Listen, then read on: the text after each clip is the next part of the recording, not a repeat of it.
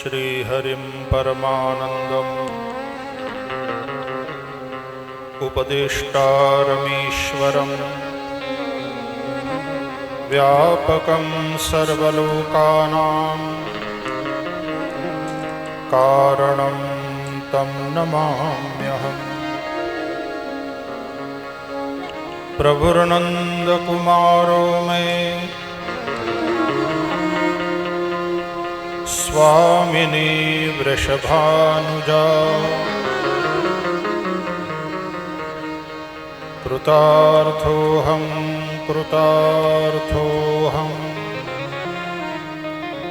कृतार्थोऽहं न संशय।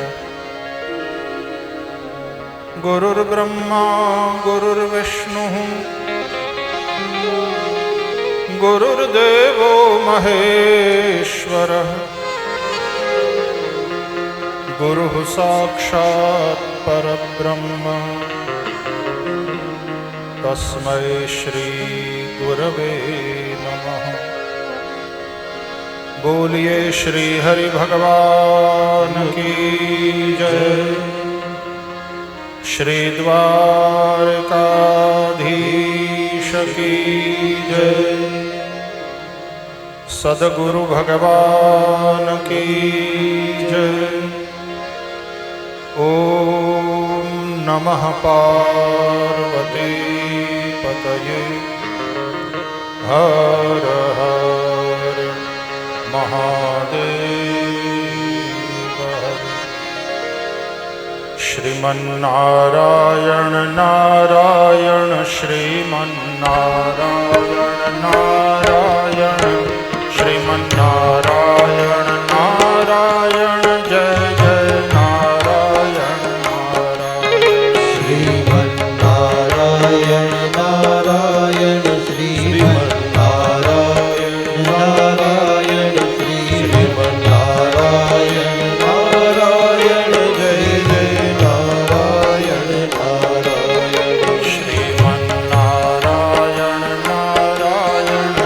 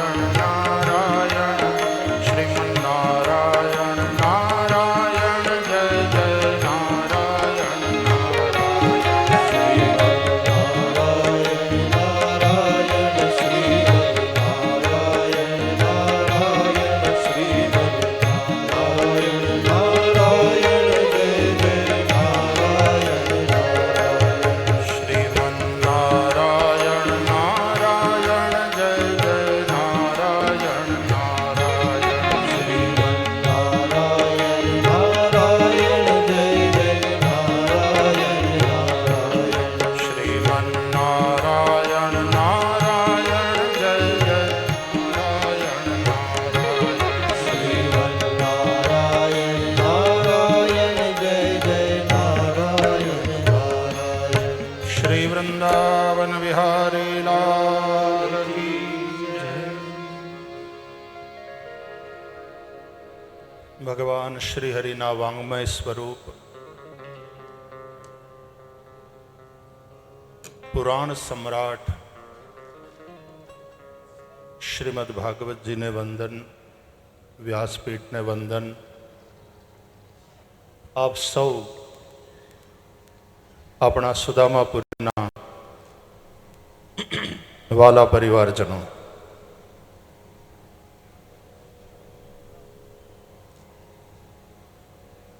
દિવ્ય કથાનું શ્રવણ શ્યામભાઈના મુખારવિંદથી આપ સૌ કરી રહ્યા છો. નીરવભાઈ, ધવલભાઈ અને દવે પરિવારના મનોરથથી ભાગ્ય વિજય હિંમતલાલ દવે ચેરિટેબલ ટ્રસ્ટના તત્વાવધાનમાં આ જ્ઞાન યજ્ઞનું પોરબંદરના આંગણે રત્નાકર સમીપે આયોજન થયું છે. રૂકમણી વિવાહની મંગલ કથા આપ સૌએ સાંભળી અને દ્વારકાધીશ અને લક્ષ્મી સ્વરૂપા રૂકમિણીજીના મંગલ પરિણયની ઝાંકી કરવા માટે પણ આપણે બધા ઉત્સુક છીએ.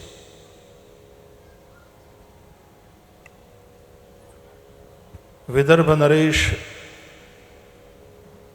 મહારાજ ભીષ્મક એ સમુદ્રનું રૂપ છે.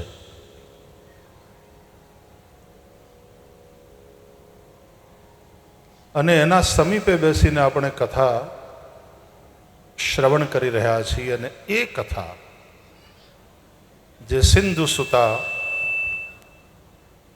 લક્ષ્મી સ્વરૂપા રૂકમિણી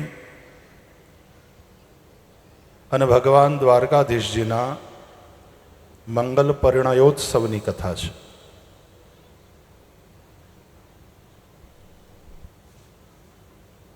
કેવું અદ્ભુત નિરૂપણ ભગવાન વેદવ્યાસજીએ કર્યું છે.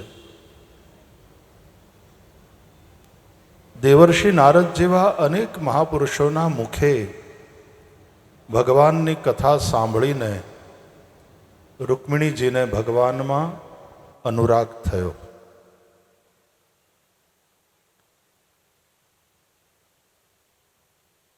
જે અવ્યક્ત છે,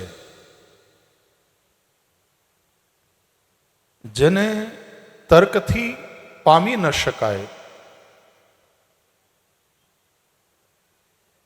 વ્યક્ત હોય તો ચક્ષુ આદિ ઇન્દ્રિયો દ્વારા આપણે એને અનુભવ કરી શકીએ.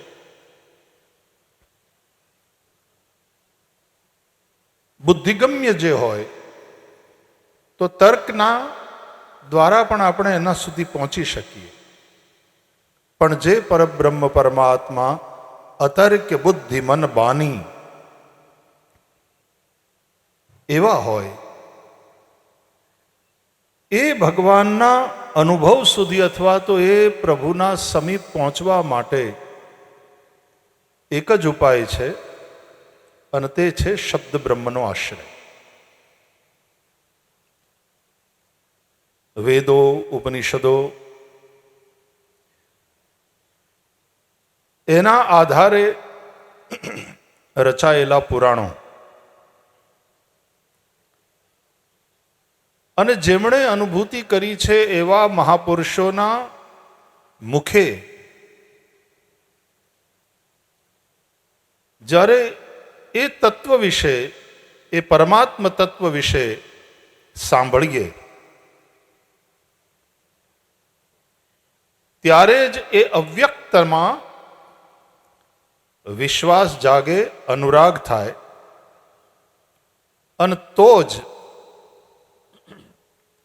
એને પામવાની ઈચ્છા મનમાં પ્રગટે, જેમ રૂકમિણીજીને પ્રગટી. અને પછી પ્રભુને પ્રાર્થના.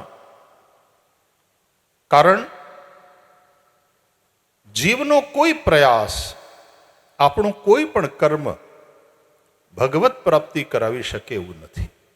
આદ્ય શંકરાચાર્ય ભગવાનના મતાનુસાર તો વૈદિક જે કર્મ છે, વેદ વિહિત જે કર્મ છે, એની પણ ભૂમિકા માત્ર તમારા ચિત્તની શુદ્ધિ કરવા સુધી છે. પરંતુ એ ચિત્ત શુદ્ધ થાય ત્યારે જ એ પરમ તત્વનો પ્રકાશ એ ચિત્તની અંદર થાય.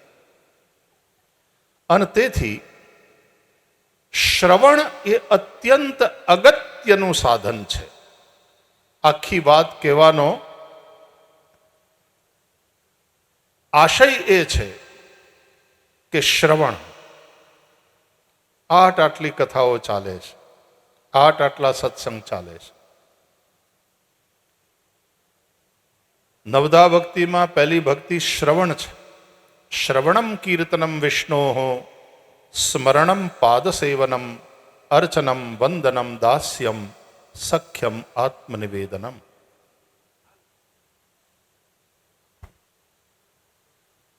જીવતા છીએ, માનવ શરીર મળ્યું છે, કાનથી જે સાંભળીએ છીએ એને સમજી અને જ્ઞાનના પ્રકાશમાં એ પરિણત થાય એ માટેની સંપૂર્ણ સંભાવના માનવ શરીરથી છે. આપણા કરતા કૂતરાના કાન વધારે સરવા છે, એ પણ સાંભળી શકે.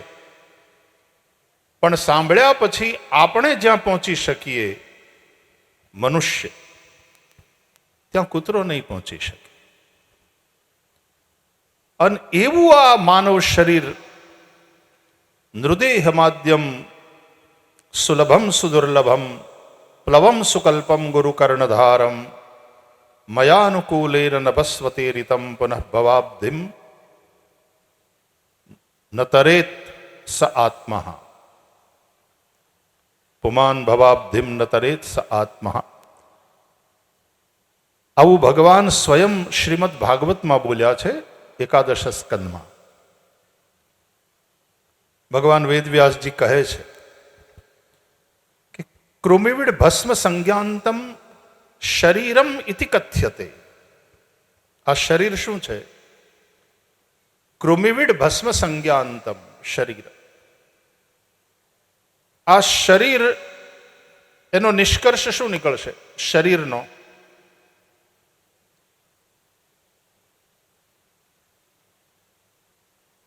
યા તો સમાધિ અપાય આપણામાં, અથવા દફનાવે કેટલાક અન્ય ધર્મવાળા,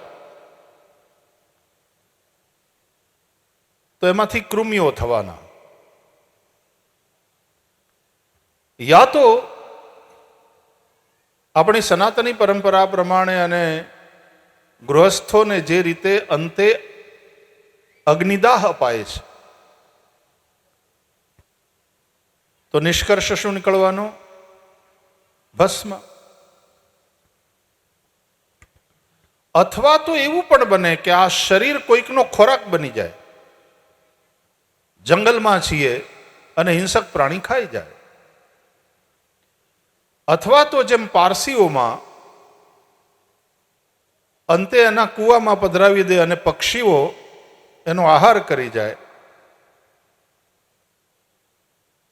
અથવા તો કેટલીક વાર આપણા સનાતન પરંપરામાં પણ જલ સમાધિ આપવામાં આવે અને તો જલચરો ખાઈ જાય. આ બધા જ એનો નિષ્કર્ષ શું નીકળે છે? વિષ્ઠા. તે પ્રાણીઓ શરીર ખાઈ ગયા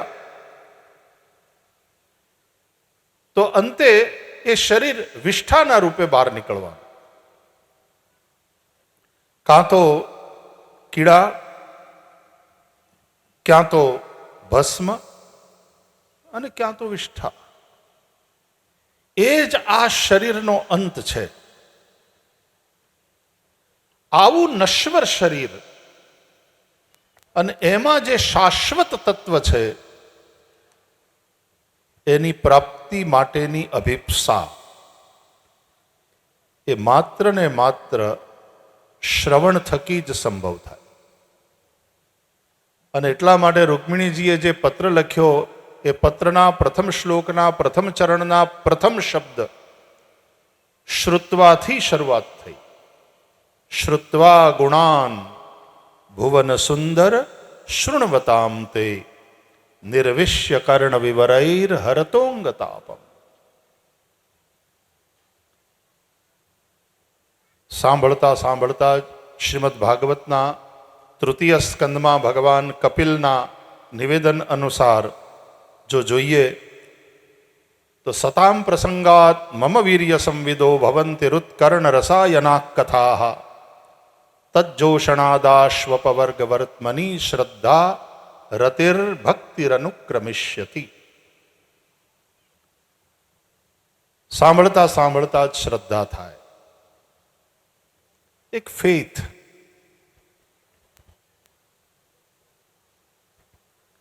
એકવાર એક બહુ અભ્યાસુ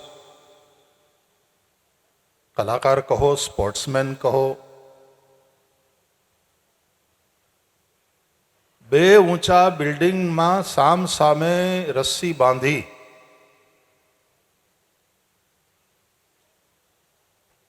અને હાથમાં મોટો વાંસ લઈ અને આ છેડેથી સામે છેડે પહોંચી જાય. નાના નાના બદાણિયાને આપણે નાનપણમાં જોયા છે. પણ આ છેક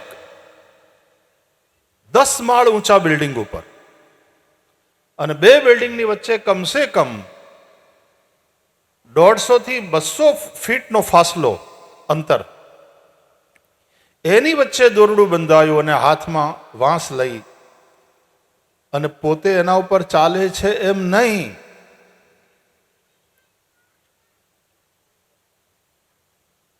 એનું 8 વર્ષનું છોકરું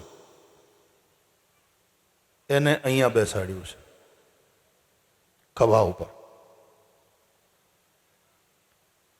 એ છોકરાને એ રીતે બાંધી દીધું છે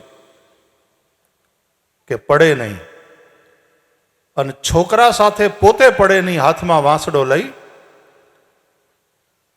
લક્ષ્ય ઉપર દ્રષ્ટિ કરી અને માણસ ચાલે છે. હજારોની સંખ્યામાં લોકો નીચે આ ખેલ જોવા માટે એકત્ર થયા છે. પેલો જરાક ચૂકે તો માત્ર એનો જ નહીં, એના દીકરાનો જાન પણ જોખમમાં છે. બધાના શ્વાસ અદ્ધર છે. અનિમેષ નયનોથી લોકો ભલે આમ ડોકું દુખી જાય પણ ઊંચે જોઈ રહ્યા છે. જેટલી મિનિટ એને લાગી અહીંયાથી ત્યાં પહોંચવામાં, લોકો એક એક ક્ષણના સાક્ષી બની રહ્યા છે. કેટલાકના મનમાં ભય છે, કેટલાક લોકો સતત પ્રાર્થના કરી રહ્યા છે કે આ ત્યાં પહોંચી જાય અને કાંઈ થાય નહીં, નહીં તો એનો અને એના દીકરાનો જાન જોખમમાં છે. અને પેલો કેળવાયેલો, અનુભવી, આત્મવિશ્વાસથી ભરેલો, એ થોડી મિનિટોમાં સલામત પોતાના દીકરાને ખભા ઉપર બેસાડીને સામે બિલ્ડિંગમાં ત્યાં પહોંચી જાય. તાળીઓના ગડગડાટથી આખું જય જયકાર કરે. ઘણા લોકોની આંખમાં આંસુ આવી જાય છે. જેના મનમાં ભયની થોડીક લાગણી હતી એ લોકો ભયમુક્ત થાય છે. થેન્ક ગોડ આ પહોંચી ગયો. અમને તો એના છોકરાની ચિંતા થતી. અને જેવો એ નીચે આવે છે બધા ઘેરી લે છે, ફૂલના હાર પહેરાવે છે. કમાલ કર દિયા તુમને.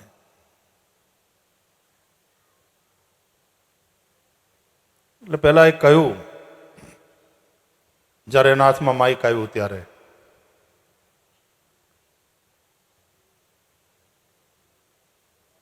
થેન્ક યુ ફોર બિલીવિંગ મી.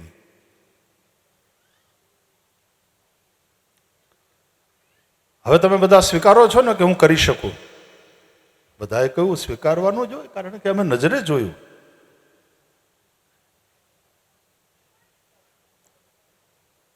અમને ભરોસો બેસી ગયો કે તું કરી શકે, અને તે કરી દેખાડ્યું. વી બિલીવ યુ.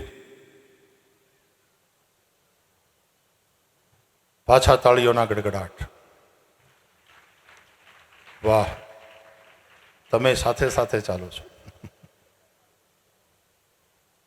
એ પછી એ માણસે એક પ્રશ્ન કર્યો, અને આખા ઓડિયન્સમાં બધા જ મૌન હતા. એણે એમ કહ્યું કે ઇફ યુ બિલીવ મી, અને તમને જો મારામાં ભરોસો હોય તો હું પાછો આ ખેલ કરી શકું છું. તમારામાંથી કોણ એનો દીકરો મારા ખભા ઉપર બેહાડવા માટે આપે છે?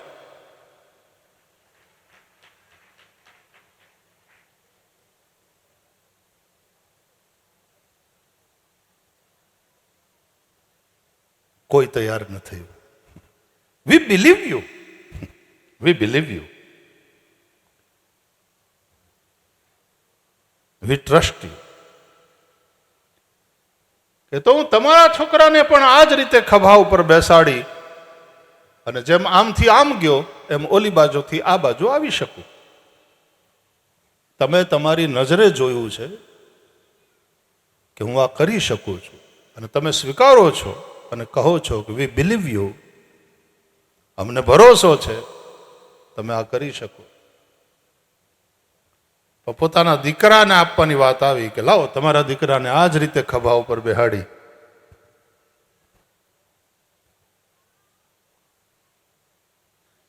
એમ વી બિલીવ ઇન ગોડ.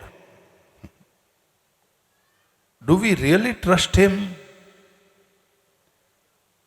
આપણે ખરેખર સરેન્ડર થઈએ છીએ? વ્યાસપીઠ ઉપરથી તમે શબ્દો સાંભળ્યા કે એ અહીંયા આવી ગયા, હવે આગળ શું કરવું એ જાણ.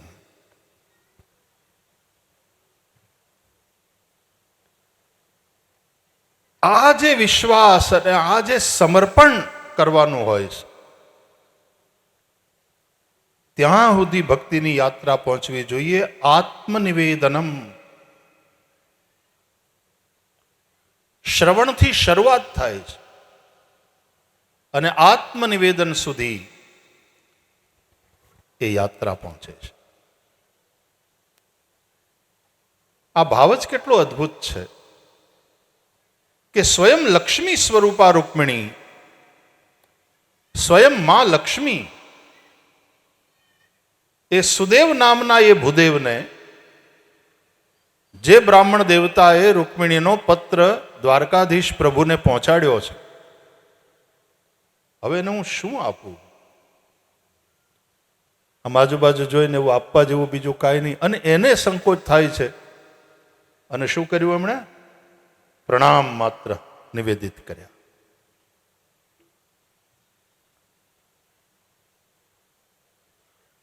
લક્ષ્મી સમુદ્ર સુતા છે, સિંધુ સુતા. ભીષ્મક સમુદ્રનો અવતાર છે. રૂક્મિણીનો ભાઈ રૂક્મી એ વિષાવતાર છે. રૂક્મિણી સ્વયં મહાલક્ષ્મી. સમુદ્ર મંથનમાંથી જ લક્ષ્મીજી પણ પ્રગટ થયા. સમુદ્ર મંથનમાંથી વિષ પણ પ્રગટ થયું. મોટો ભાઈ છે વિષ. પછી લક્ષ્મી પ્રગટ થયા.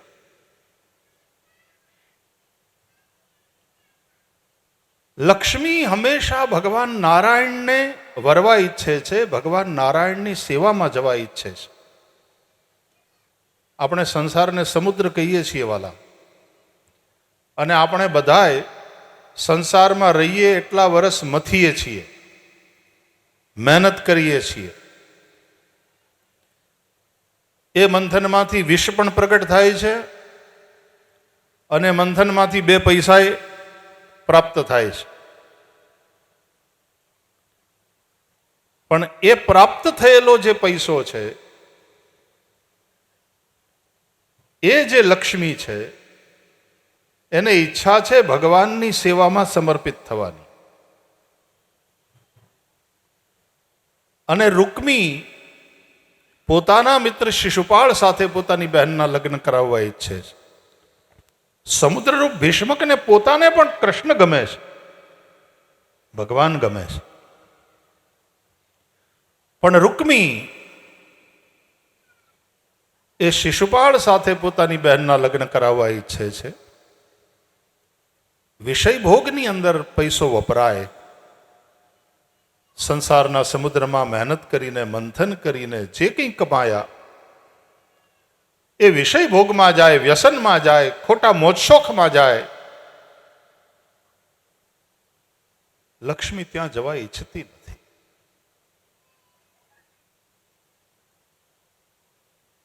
લક્ષ્મી ભગવાન નારાયણને વરવા ઈચ્છે છે. અને લક્ષ્મીની એ ઈચ્છાને જ્યારે આવા કોઈ બ્રાહ્મણ દેવતા પૂર્ણ કરે, પ્રતિનિધિ બનીને ભગવાન સુધી આ સંદેશો, આ પ્રેમ નિવેદન પહોંચાડે, આવું બોલવામાં અપત્રપમ મેં સામાન્ય રીતે પશ્ચિમના જગતમાં પણ પ્રોપોઝ કરે ને એ છોકરા કરે, છોકરી ના કરે. આ એક જાતનું પ્રપોઝ થયેલું છે. આ પ્રેમપત્ર વિદેશમાં ઘણીવાર અમે હોઈએ ને એટલે દીકરી લગ્ન જેવડી થઈ હોય એટલે ત્યાંનું કલ્ચર એવું છે. એટલે એમ કે ભાઈ શ્રી, બે દીકરીના લગ્ન થઈ ગયા છે, હવે આ એક બાકી છે, 30 વર્ષની થઈ, શી ઇઝ સીઈંગ સમવન, 2 વર્ષથી રિલેશનશીપમાં છે પણ હજી પેલા છોકરાએ પ્રપોઝ નથી કર્યું. દીકરીને પૂછીએ કે કેમ બેટા? We are trying to understand each other. સારું, પણ સામાન્ય રીતે વન ફાઇન ડે છોકરો પ્રપોઝ કરે અને એ પ્રપોઝ કરવાની એની પોતાની સ્ટાઇલ હોય છે. અને ત્યારે ઓલી દીકરી એકદમ રાજી થઈને પછી હા પાડે. પ્રપોઝ કરવાની પદ્ધતિ સૌની અલગ અલગ હોય. કેને કે મારા મનમાં એવી ઈચ્છા છે કે આપણે બંને સાથે સાથે ઘરડા થઈએ, એક ઘરમાં રહીને સંસારમાં સાથે રહી ઘરડા થઈએ અને એ ઉત્તરાવસ્થામાં આપણે એકબીજાને ખૂબ સાચવીએ, એકબીજાનું ધ્યાન રાખીએ, એવી ઈચ્છા છે. તો છોકરો સામાન્ય રીતે પ્રપોઝ કરે.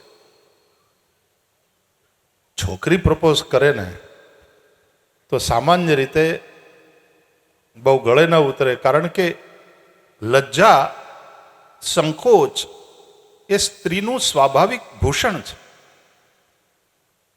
પણ અહીંયા લક્ષ્મીજીએ, સ્વયં રૂક્મિણીજીએ પત્ર લખ્યો, આત્મનિવેદન કર્યું છે. જેને કોઈ દિવસ જોયા નથી, જે દ્વારકાધીશને ક્યારેય મળ્યા નથી, એક દ્રઢ વિશ્વાસ સાથે પોતાની જાત સમર્પિત કરી છે. અને શતજન્મ ભિસ્યાત, કૃચ્છ ચાંદ્રાયણાદિ વ્રત કરી મારી જાતને સૂકવી નાખીશ, પણ આપની થઈ એ હવે અન્યની નહીં થાય. આવા અનન્ય ભાવથી જે ભગવાનને સમર્પિત થયા છે. અને આ જન્મની ક્યાં વાત, 100 જન્મ, જન્મ કોટી લગી રગર હમારી, બરવ શંભુનત રહવ કુમારી, જે પાર્વતીજીની વાત છે શ્રીમદ રામચરિત માનસમાં. આ અનન્ય ભાવથી પૂર્ણ સમર્પણ, આત્મનિવેદન, આ દ્રઢ વિશ્વાસ. અને એ બ્રાહ્મણ દેવતાની આ વાત સાંભળીને દ્વારકાધીશ પ્રભુ પોતે આવ્યા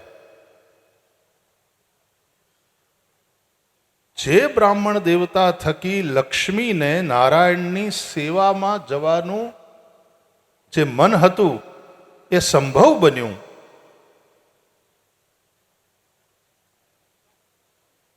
લક્ષ્મીએ પોતાની જાતને નારાયણને સોંપી દીધી છે. બ્રાહ્મણને શું આપે?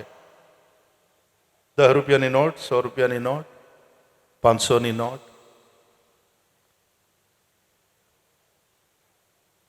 એ માત્ર કૃતજ્ઞતાપૂર્વક જે પ્રણામ કરે છે રૂકમિણી બ્રાહ્મણ દેવતાને, એનો જે આદર કરે છે,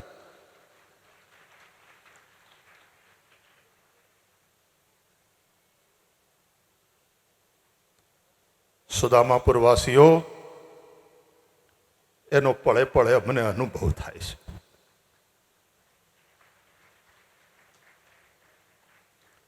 કે ભગવત સેવા માટે થઈને જે કંઈ મનોરથ થાય,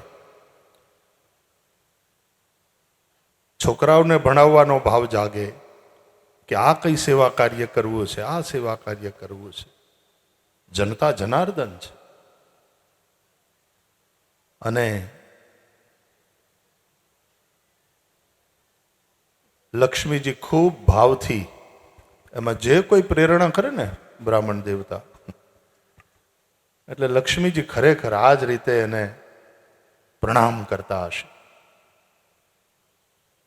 કે ધન્યવાદ, તમારી પ્રેરણાને કારણે આ લક્ષ્મીને ત્યાં ભગવાનની સેવામાં સમર્પિત થવાનો અવસર મળ્યો. કથાઓ તો કથાઓ છે જ, રસીલી કથાઓ છે, પણ જીવનના કેટલા અદ્ભુત સંદેશ આ કથાઓમાં ભર્યા પડ્યા છે. આ જે વાતનો આનંદ છે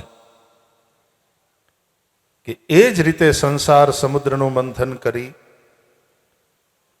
અને જેણે જે રીત લક્ષ્મી પ્રાપ્ત જેટલા પ્રમાણમાં થઈ,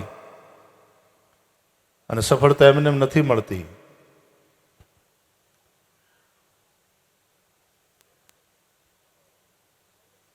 સફળતાના શિખરે પહોંચેલા માણસના પગમાં પડેલા છાલા બધાને નથી દેખાતા. કષ્ટ ઉઠાવવું પડે છે, પણ પછી જે લક્ષ્મી પ્રાપ્ત થાય એને પાછા આવા કાર્યોમાં લગાડવી. નીરુભાઈ, આ જ રૂકમણી વિવાહ છે કે મારે આખા ગામને જોડવું છે. બધાએ 7 દિવસ સુધી ભગવાનની કથા સાંભળે, મન ભગવાનમાં રહે, જીવન સાફલ્યના કેટલાક સૂત્રો પ્રાપ્ત થાય, સૌનું કલ્યાણ થાય. ભેગું કરીને તો બહુ ખાઈએ છીએ, હવે ભેગા થઈને ખાઈએ. આ 7 દિવસ આપણે બધા ભેગા થઈએ, ભગવાનના ગુણગાન કરીએ અને પછી સાથે ભેગા મળીને પ્રસાદ લઈએ. ભગવત કાર્યમાં આ લક્ષ્મીને લગાડવાની વાત એ રૂકમિણીનું ભગવાન દ્વારકાધીશ સાથેનું લગ્ન છે. એટલે ભાઈ નીરવભાઈને અને ભાઈ ધવલને અને પૂરા દવે પરિવારને આવા સુંદર આયોજન માટે ખૂબ ખૂબ અભિનંદન, પ્રસન્નતા અને આશીર્વાદ. સાંદીપનીમાં જ તૈયાર થયેલા ઋષિકુમારને હવે તો અમારા સિનિયર કથાકાર છે. 175મી કથા છે શ્યામભાઈની. આ હજી ભગવાનની દયા છે, હું થાક્યો તો નથી, પણ મારા હવે સેંકડો છોકરાઓ આખા વિશ્વની અંદર ફરી વળે એવા તૈયાર થઈ ગયા છે. અને માત્ર વ્યાસપીઠ ઉપર સીધા બેસી ગયા એમ નહીં, વર્ષોની તપસ્યા પછી, ગુરુજનોની સન્નિધિમાં રહીને ભણ્યા પછી, આચાર્ય સંસ્કૃત વ્યાકરણમાં કર્યા પછી, શાસ્ત્રોનું અધ્યયન કર્યા પછી વ્યાસપીઠ ઉપર બેસીને, એટલે ભાગવત કે કોઈ પણ બીજા પુરાણો હોય એની સાથે ન્યાય કરીને કથા સંભળાવનારા કથાકારો, ઋષિકુમારો. અમે ભણે છે અને ઋષિકુમારો કહીએ છીએ, આ તો બધા હવે ઋષિઓ છે. યાદ રહે, આપણા ઋષિઓ બધા ગૃહસ્થ હતા, વશિષ્ઠ ઋષિ હોય, અત્રિ ઋષિ હોય, આ બધા ગૃહસ્થ છે, એને પત્ની છે, એને પરિવાર છે અને વેદ પરંપરા અનુસાર મર્યાદાથી જીવન જીવે છે. એટલે શ્યામબાઈના શ્રીમુખથી આપ સૌ કથા સાંભળી રહ્યા છો. આજે આપણા ધારાસભ્ય અર્જુનભાઈને પણ હું જોઉં છું, એ પણ ઉપસ્થિત થયા છે, રામભાઈ અને બધા આગેવાનો. જયંતિ બાપા પણ મુસ્કુરાતા મુસ્કુરાતા અમે ઉપસ્થિત છે. રાત્રિના પણ અલગ અલગ કલાકારો દ્વારા સાંસ્કૃતિક કાર્યક્રમો અને જેમ આપણી પોરબંદરની જનતા આવા દરેક કાર્યક્રમમાં ઉલટભેર જોડાતી હોય છે, એમ તમે સૌ મોટી સંખ્યામાં આનો લાભ લઈ રહ્યા છો. એ ખૂબ ખૂબ આનંદ અને પ્રસન્નતાની વાત છે. ભાઈ નીરવ દવેને ખૂબ ખૂબ હૃદયના આશીર્વાદ. આવી જ રીતે રૂકમિણી પરણાવતા રહો ભગવાન દ્વારકાનાથ સાથે. હા, દશવિધ લક્ષ્મી આપણને પ્રાપ્ત થાય અને ગૃહસ્થે તો લક્ષ્મી આપણે ત્યાં આવે, અમને પ્રાપ્ત થાય એવું ઈચ્છવું જ પડે. તામ આવહ જાત વેદો લક્ષ્મીમ અનપગામિનીમ યસ્યામ હિરણ્યમ વિંદેયમ ગામશ્વમ પુરુષાનહમ. શ્રી સૂક્તની અંદર પણ આવી રીતનો મંત્ર છે અને એ રીતે આપણે પાઠ કરીએ છીએ. પૈસો કમાવવો જોઈએ, નીતિપૂર્વક કમાવવો જોઈએ, સતત કર્મમાં પુરુષાર્થમાં લાગેલા રહેવું જોઈએ. પણ એ લક્ષ્મીના સ્વામી તો ભગવાન નારાયણ દ્વારકાધીશ પ્રભુ જ છે. આ વસ્તુ સતત મનમાં રહેવી જોઈએ. દરિયાના કિનારે રહી અને આ રીતે લક્ષ્મીને ભગવાનના કામમાં લગાડો એટલે ઠાકોરજીના સસરા જેવા આદરણીય બની જાઓ. લક્ષ્મીને પુત્રી માની અને જે ભગવત સેવામાં લગાવે છે, પરણાવે છે, એનો આદર પરમાત્મા પણ કરે છે.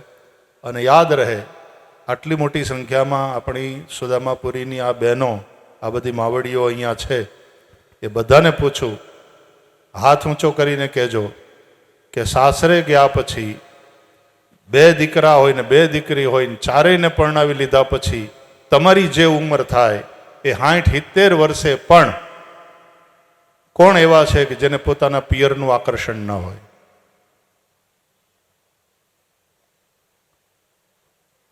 પિયરનું આકર્ષણ રહેવાનું જ, સમયે સમયે ત્યાં જવાનું મન થવાનું જ. એમ જે લક્ષ્મીને આ રીતે પરણાવે છે ભગવત કાર્યમાં લગાડીને ભગવાનની સાથે, એ લક્ષ્મીને પોતાના પિયરનું આકર્ષણ રહેવાનું જ. એટલે તિજોરીમાંથી ક્યારેય ખૂટે નહીં. કન્યાનું ભાર્યાત્વ માત્ર સાસરે જાય છે એ સ્ત્રીનું, એનું કન્યાત્વ હંમેશા પોતાના પિતાની પાસે જ સુરક્ષિત રહે છે. એટલે હંમેશા એ કન્યાદાન કરતો જ રહે, એ આપતો જ રહે. ભગવાન શ્રી હરિને પ્રાર્થના, નીરવભાઈ અને ભાઈ ધવલ અને સમગ્ર દવે પરિવાર, એના ઉપર પ્રભુની કૃપા આ રીતે ઉતરતી રહે. ખૂબ સારા કાર્યો કરતા રહો. સ્વસ્ત્યસ્તુ તેર કુશલમસ્તુ ચિરાયુરસ્તુ ગોવાજી હસ્તિ ધનધાન્ય સમૃદ્ધિરસ્તુ ઐશ્વર્યમસ્તુ બલમસ્તુ રિપુક્ષયોસ્તુ વંશે સદૈવ ભવતામ હરિભક્તિરસ્તુ. ખૂબ ખૂબ આશીર્વાદ. જય શ્રી કૃષ્ણ.